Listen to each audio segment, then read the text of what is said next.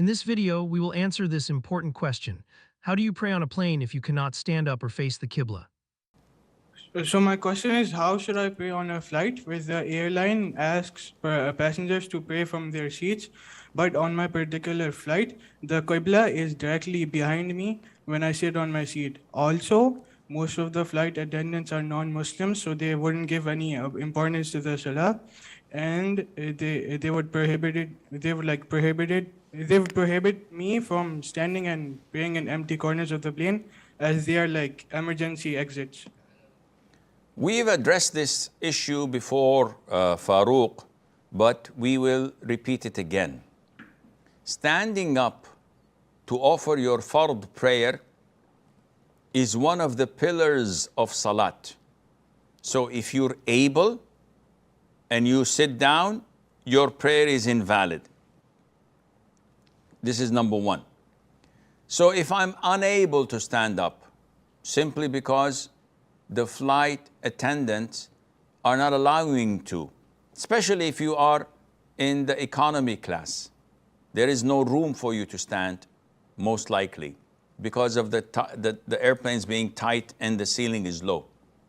In this case, if there is no possibility for you to stand up, then you may sit down. Facing the Qibla is one of the conditions of salat.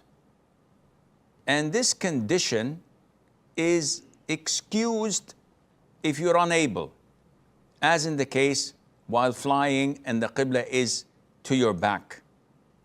So I cannot face the Qibla. I cannot stand, let alone face the Qibla. In this case, this condition is compromised and Allah has given you the concession to pray elsewhere due to necessity. Now, if you're in a business class or a first class, there is enough room for you to pray where you are standing up, and sometimes you can even prostrate in some airlines. But at least you can stand up and maybe you can face the Qibla, so you have to do this. Bowing is normal, prostrating might not be possible. You can sit down and bow or lean forward as if you're prostrating to the best of your ability. And Allah Azza wa Jal knows best. So a lot of people ask, what am I supposed to do if Salah time begins while I'm on a plane and I'm stuck in my seat? I cannot get up, I cannot find a place to pray, and to make things harder, the Qibla may not even be in front of me. In fact, sometimes it may be to the side or even completely behind me. On top of that, cabin crew may not allow passengers to stand for long, especially during certain parts of the flight, and in many cases there's just no space available anyway. So the question becomes, in a situation like this, how does a Muslim pray correctly? This is a very important issue because Salah is not something a Muslim takes lightly. It is the greatest obligation after the Shahada, and every practicing Muslim wants to offer it properly and on time. But Islam is also a religion of ease and mercy. Allah does not burden a soul beyond what it can bear.